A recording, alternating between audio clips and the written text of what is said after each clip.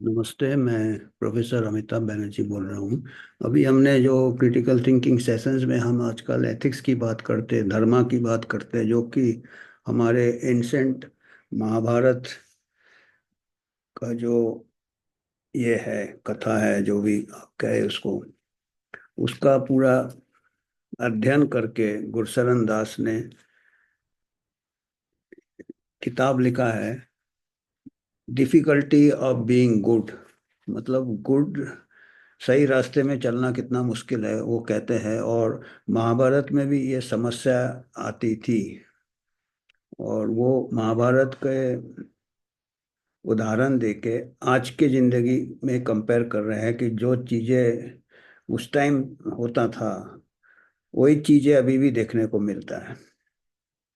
और वो कोशिश करते हैं कि क्या क्या इसका कहाँ से हम अपना क्रिटिकल थिंकिंग इस्तेमाल करके, क्योंकि ब्लैक एंड वाइट होना, कोई चीज सही है कोई चीज गलत है बिल्कुल क्लियर है, तो फिर क्रिटिकल थिंकिंग की जरूरत नहीं है।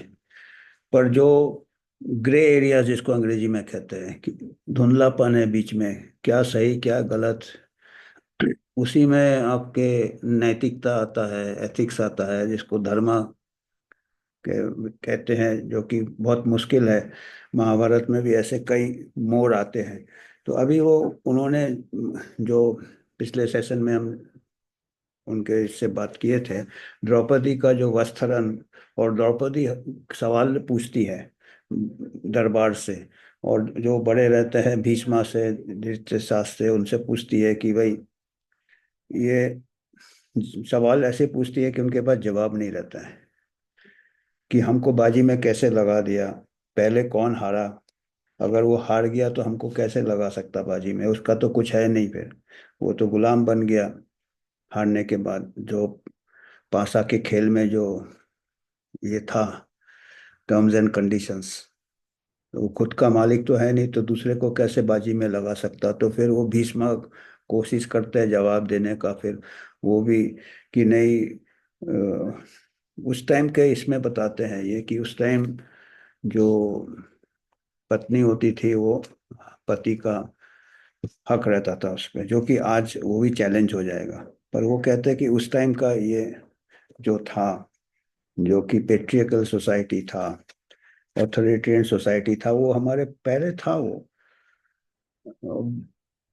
That that was there. तो उसके हिसाब से फिर द्रौपदी ये भी सवाल पूछती है, और उसके पक्ष में विदुरा आते हैं, जो कि कौरव के दरबार में थे। तो Mahabharata, that the dice game would become a turning point of the, वो एक मोड़ लेता है। वो कहते हैं कि जो पासा का खेल था, वो एक मोड़ लेता है जहाँ से पूरा ये बदल जाता है, इसके महाभारत की कहानी। और ये कहते हैं, गुरशरण दास लिख रहे हैं कि ये द्रौपदी का जो है, जो उसको अपमान हुआ था, उसने, द्रौपदी ने पांडव को भूलने नहीं दिया, और उसका बदला लेने के लिए उकसाया। और उससे युद्ध हुआ कौरव और पांडव के बीच में। वो युद्ध खाली सिंहासन के लिए नहीं था, केवल सिंहासन के लिए नहीं था, पर धर्म के लिए था। और गीता वही कहता है ओपनिंग में, तो ये आएंगे गीता में, आगे आएंगे। और ये कहते हैं गुरशरण दास की, जो द्रौपदी ने जो सवालें पूछी कि धर्मा क्या है, ये क्या है, और वो जो दरबार में बड़े लोग थे, वो कुछ नहीं किए। वो कहते हैं कि ये हमारे लिए भी एक ये था, गुरशरण दास कह रहे हैं कि ये हमारे लिए भी एक डीप थिंकिंग का मोमेंट था। और वो समझ रहे थे गुरशरण दास की, द्रौपदी का कोई सवालों का जवाब कोई ठीक से नहीं दे पाया, और उनका जो कानूनी सवाल था कि कौन पहले हारा, किसको पहले हारा? युधिष्ठिर ने। तो ये सोशल एंड मॉरल चैलेंज था, ये सामाजिक और नैतिक एक चैलेंज था समाज को, उन जमाने के समाज को, जिस समय सब ये मानते थे कि जो पत्नी है वो पति का प्रॉपर्टी है, और फ्रीडम नहीं था उस टाइम वुमेन को। ये उस टाइम का बात कर रहे हैं। और कहते हैं कि अगर द्रौपदी के सवालों का जवाब मिल जाता सही से, तो उसमें उस टाइम के इसमें एक बहुत बड़ा बदलाव आ जाता है समाज में, जो कि पॉसिबल नहीं था, क्योंकि उस टाइम के जो वैल्यू सिस्टम था, wife was property of husband.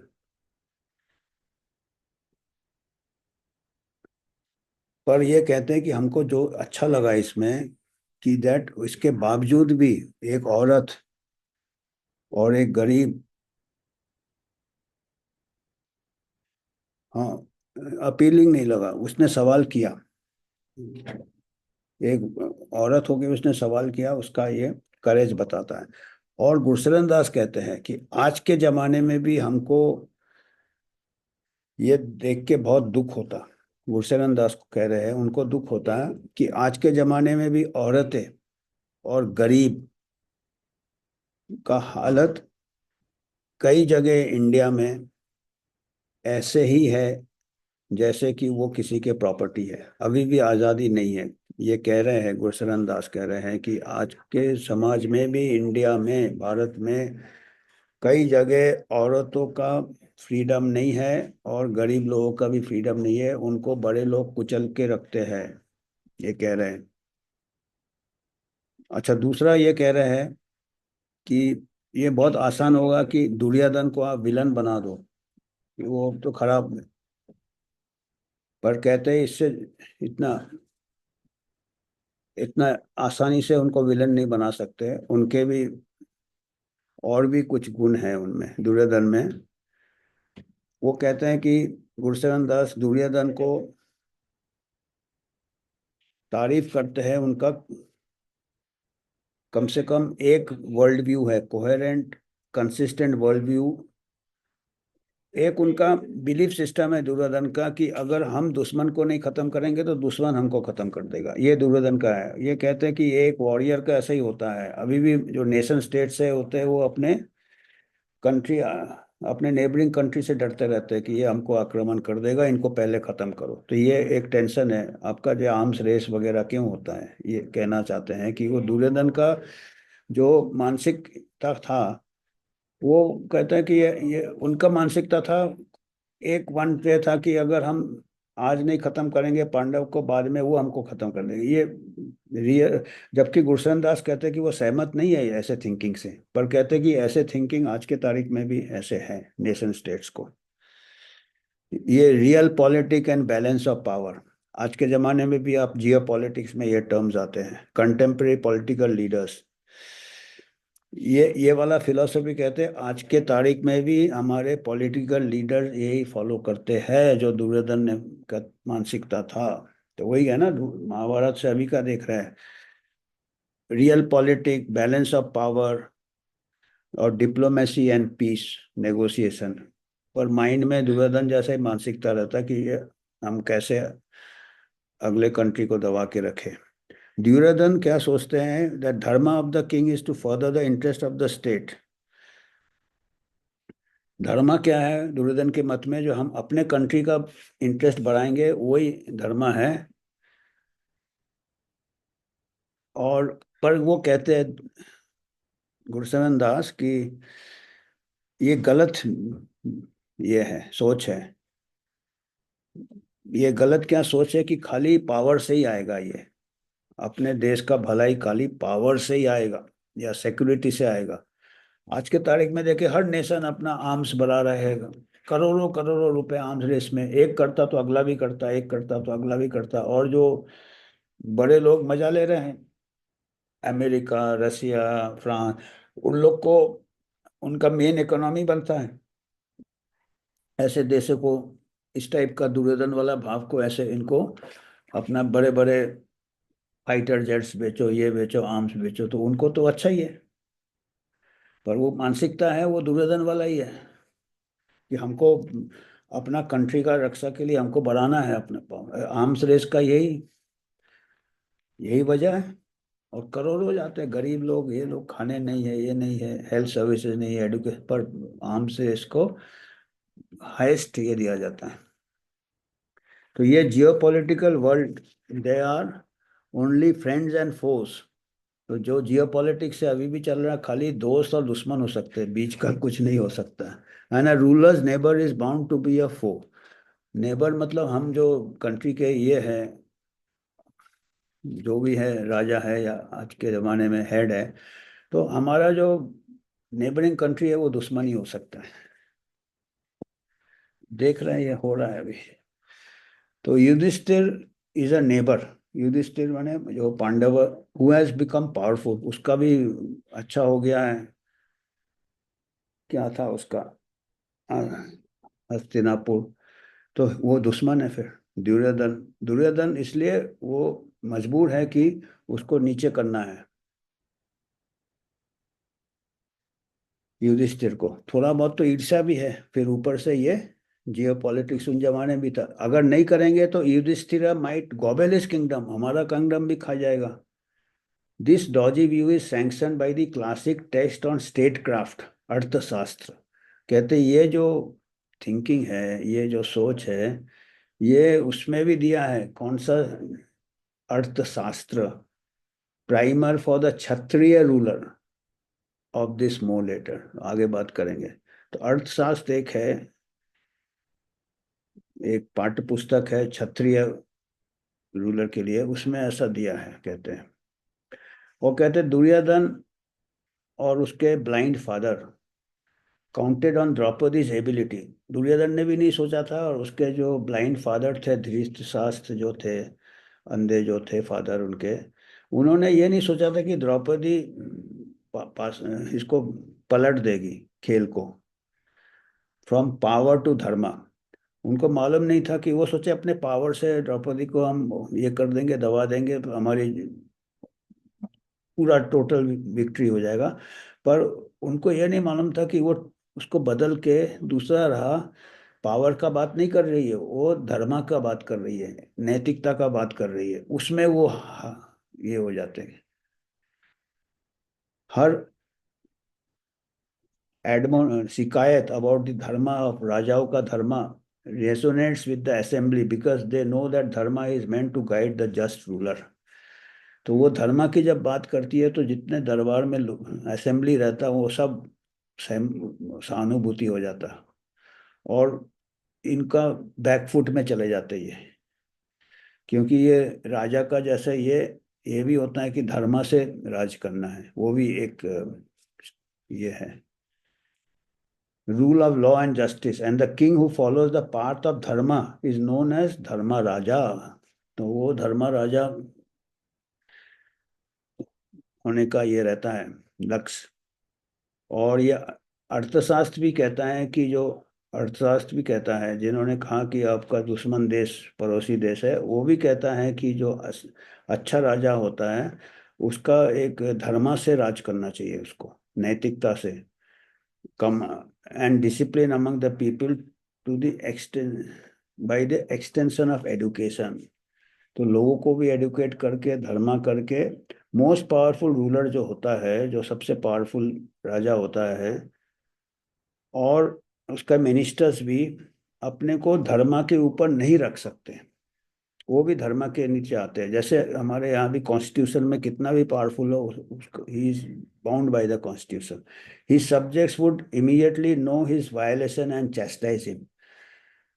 उसके जो सब्जेक्ट्स होंगे, उसके जो नागरिक होंगे, वो समझ जाएंगे और वो फिर उसको ये करेंगे। अभी हो रहा है अमेरिका में, देखिए ट्रम्प के अगेंस्ट कितना कुछ हो रहा है, वो कोशिश कर रहे हैं ना, तोड़ मरोड़ नैतिकता तो चला ही गया, सब हमाम में नंगे हो गए एप्स्टीन फाइल के बाद। तो अभी वो जितना दबाने की कोशिश कर रहे हैं लोग, उतना अगेंस्ट जाएंगे। देखिए क्या होता है, वो भी इसको ला सकते हैं आप, महाभारत के जो ये चलते हैं।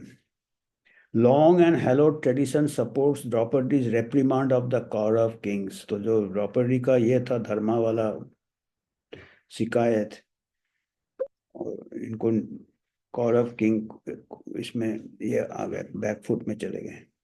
और ये दुर्दर्शन दास कहते हैं अपने टिप्पणी में कि द्रौपदी का जो उदाहरण है, ये हमारे सिटीजन्स इन ऑल डेमोक्रेसीज के लिए एक ये होना चाहिए, इंस्पिरेशन होना चाहिए, एक हमारे लिए प्रोत्साहित करना चाहिए।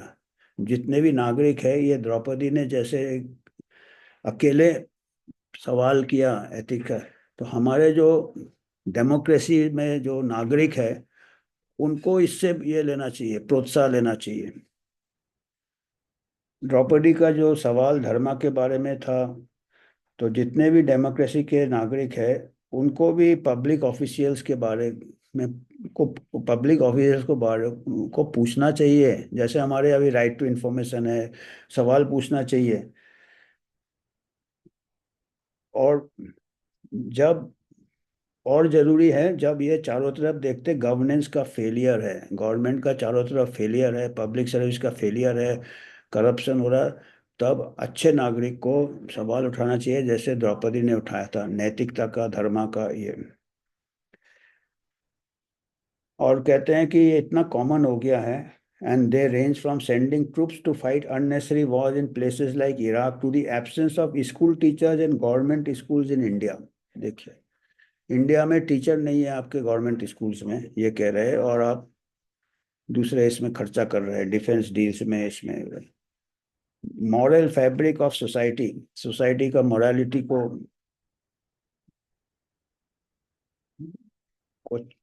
जब तोड़ा जाता है, तब नागरिक को पूछना चाहिए। When there is no other resource, citizen must be prepare to follow the Pandavs and wage a Kurukshetra like war on the corrupt.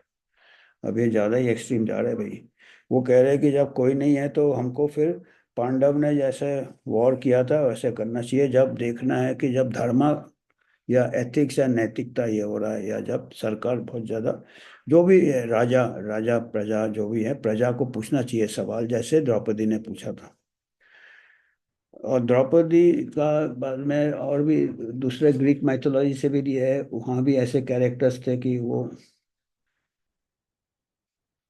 और दूसरा एक बहुत इम्पोर्टेंट बता रहे हैं अपने, द्रौपदी का क्वेश्चन, जो सवाल किया था द्रौपदी ने,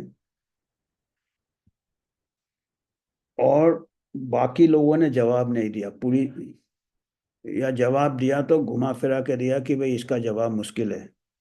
जैसे भीष्मा ने कहा कि भाई ये एक तरफा से तो वो हार गया, तो आपको नॉमिनी लग सकता है, पर दूसरी तरफ से उतना ही ये है, हक है उसको, क्योंकि आप उसकी वाइफ हो, तो दोनों बैलेंस हो जाता है, तो इसका कोई जवाब नहीं है।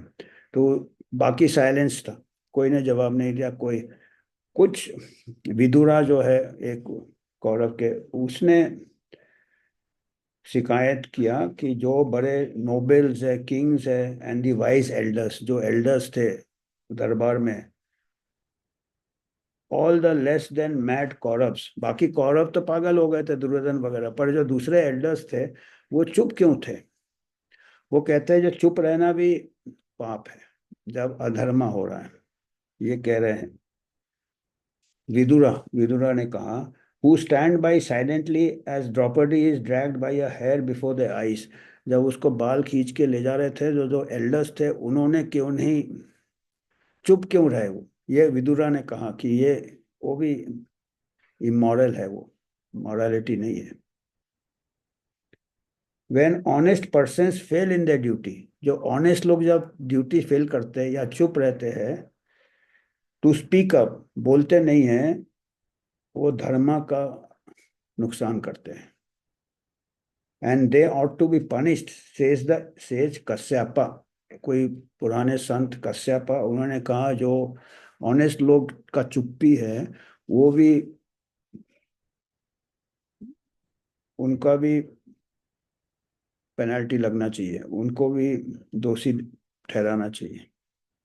इन answer to a heart rending appeal, Bhishma ought to have slipped up. अगर उन्होंने, जो द्रौपदी ने जब अपील किया था कि हमको बचाओ, हमारे को, हमारे साथ गलत हो रहा है, वस्त्रहरण हो रहा, जो भी है, तो उस टाइम भीष्मा को उठना उठ के दुष्यंत को राउंड में फेंकना था। बाकी बातचीत में नहीं टाइम वेस्ट करना था कि कौन जीता कौन हारा। भीष्मा डिप्लोमेटिकली आंसर दिया कोई कि ये मुश्किल है ये करना। ये ना करके कहते हैं कि एक्शन से भीष्मा को अटैक करना था दुष्यंत को और उसको पछाड़ना था। अभी कह रहे हैं, देखिए अभी इंडियन पॉलिटिक्स में आ गए, अभी मॉडर्न टाइम्स में आ गए, a similar conspiracy of silence, चुप्पी, ऐसे ही चुप्पी और diminish the office of the president of India in the summer of 2007। 2007 के साथ में 2007 को प्रेसिडेंट ऑफ इंडिया का ये नॉमिनेशन होना था या इलेक्शन होना था। और उस टाइम भी चुप्पी, बड़े लोगों की चुप्पी ने प्रेसिडेंट के स्टेटस को कम किया। कैसे किया बता रहे, official candidate for the largely ceremonial office, office तो सेरेमोनियल ही है, पावर तो कुछ नहीं है, बट एक was the women Congress party leader Pratibha Patil. Pratibha Patil का वो था official selection, against whom there were extensive corruption charges. Pratibha Patil को प्रेसिडेंशियल कैंडिडेट चुना गया और पर उनके विरुद्ध काफी करप्शन करप्शन के चार्जेस थे, और जो प्रेस में भी रिपोर्ट हुआ था। उन्होंने कोऑपरेटिव बैंक किया था, महाराष्ट्र में चालू किया था, जिसका लाइसेंस कैंसिल किया हुआ था रिजर्व बैंक ने। हर बैंक ने इलीगल लोन्स दिए, अपने ही रिलेटिव्स को लोन दिलवा, वही कोऑपरेटिव बैंक चालू किया प्रतिभा पाटिल। उन्होंने लोन दिए अपने रिलेटिव्स को, और बैंक का कैपिटल से भी ज्यादा लोन दे दिया। लोन टू उसी का शुगर मिल था प्रतिभा पाटिल का, उसको भी लोन दे दिया और उसको वापस नहीं किया लोन को, और बैंक ने वो लोन सब माफ कर दिया, एंड वो लिक्विडेट हो गया bank. The government liquidate the bank. PD Nigam ने कहा, पीडी निगम कोई होंगे सज्जन, the fact that relatives of the founder chairperson Pratibha Patil, जो चेयरपर्सन थी, फाउंडर थी प्रतिभा पाटिल उस महाराष्ट्र में जो कोऑपरेटिव बैंक है, was among those indiscriminately granted loans, उसी के रिलेटिव्स को लोन्स दिया, एंड देन इलीगल लोन्स को वेव कर दिया, माफ कर दिया, had come in audit, auditor थे। 6 of the top defaulters in Pratibha Patil's bank were link to her relatives. 10 defaulter थे लोन के, उसमें से 6 प्रतिभा पाटिल के रिश्तेदार थे। जुलाई 2007 को the nation had a Bheeshma like person. ये कहते हैं कि उस टाइम जुलाई 2007 जब प्रतिभा पाटिल का ये चल रहा था, प्रेसिडेंस के लिए कैंडिडेट के लिए उसको चुना था, तो कहते हैं उस टाइम 2000 जुलाई 2007 को हमारे देश में भीष्मा जैसे हमारे ये थे पावर में, प्राइम मिनिस्टर। उस टाइम प्राइम मिनिस्टर कौन थे? जो खुद बहुत ऑनेस्ट थे, हाई इंटेग्रिटी, जैसे भीष्मा थे, बहुत ऑनेस्ट, बहुत लर्नेड, बहुत ये, इन प्राइम मिनिस्टर मनमोहन सिंह। पर वो चुप थे, उन्होंने जैसे भीष्मा चुप थे। सामने ये अधर्मा हो रहा है, द्रौपदी का वस्त्र हो रहा है, द्रौपदी को खींचा जा रहा है, उन्होंने एक्शन नहीं लिया। तो ऐसे ही कह रहे हैं कि हमारे भीष्मा जैसे मनमोहन सिंह ने चुप रहे, कोई ओपिनियन नहीं दिया, एंड लार्जली साइलेंट रहे, और जो कांग्रेस पार्टी का चॉइस को ये रोका नहीं, चुप रहे। इन passing he called it mud slinging by the opposition, और ये कह भी गए कि ऑपोजिशन वाले तो ऐसे ही कीचड़ उछाल रहे, और नेशन, हमारे देश ने उनका बात मान लिया कि हाई इंटेग्रिटी वाले थे, पर वो नहीं, वो तो चुप रहे। जबकि पूरा एविडेंस था कि प्रतिभा पाटिल ने कोऑपरेटिव बैंक में अपने रिलेटिव्स का लोन भी, सब कुछ था, प्रेस में था, ओपन एंड शट था। In any case the Congress had the votes, Congress के पास वोट्स था। Pratibha Patil replaced perhaps the most upright and popular president in Indian history. Pratibha Patil president बन गई और किसको रिप्लेस किया? सबसे अपराइट, सबसे ऑनेस्ट, सबसे पॉपुलर प्रेसिडेंट भारतीय इतिहास में, अब्दुल कलाम। उसके बाद Pratibha Patil. After that the charges were never investigated. इसके बाद जो उनके अगेंस्ट जो चार्जेस थे वो इन्वेस्टिगेट नहीं। तो ये आप देखिएगा, ये इन्होंने जो चीज महाभारत में होते थे, जो लोग अच्छे हैं, जो लोग ऑनेस्ट है, अगर वो चुप रहे तो वो भी इसके आपके बुराई को बढ़ावा मिल जाता है।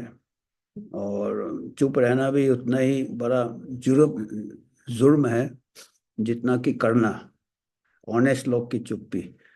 और इन्होंने मनमोहन सिंह को आज का तारीख का भीष्मा बना दिया गुरशरण दास ने। तो आज हम यहीं रुकते हैं, आगे चलेंगे, देखेंगे आगे कैसे फिर हमारे हालात के साथ कैसे ये होता है। अभी के जो हालात है जियो पॉलिटिक्स। धन्यवाद।